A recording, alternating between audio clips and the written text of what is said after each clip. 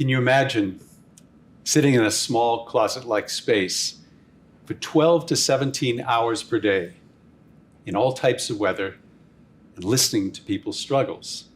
As I say these words, I realize that Father Jim Phelan, who just proclaimed the gospel, was over in Lourdes for several years and heard many confessions.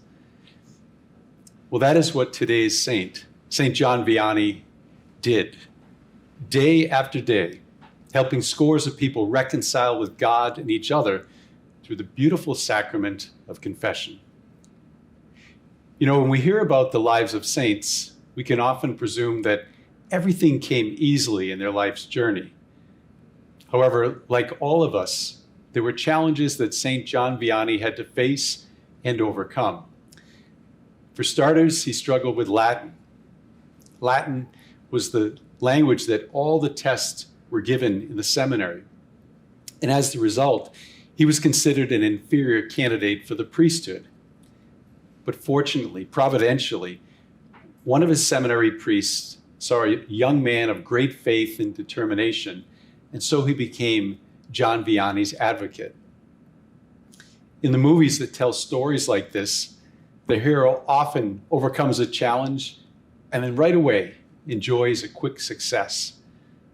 But in this case, St. John had to persevere through many long hours of study and with little success. But ultimately, he was ordained a priest. But he was sent to a place that no one else wanted to go, a place that most had given up on their Catholic faith, for which he had given his life. If you know St. John's story, you know that he won over the townspeople against all odds by his example of holiness and his perseverance, just like the woman in today's gospel.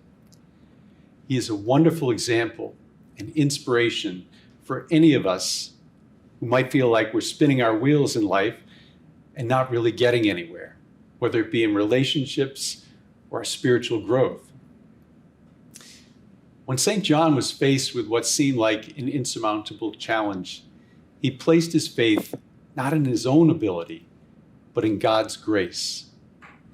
And for that reason, St. John's story is one for anyone who may feel like they started behind everyone else in life, or maybe is there right now. His educational struggles, they weren't solely due to a lack of ability, but they were hindered by poverty, material poverty, and so the inability to go to school at a young age. It made me reflect that our founder, Venerable Patrick Peyton, overcame a similar challenge due to poverty, but became a highly successful student in seminary, and then an outstanding evangelist for Family Rosary Prayer.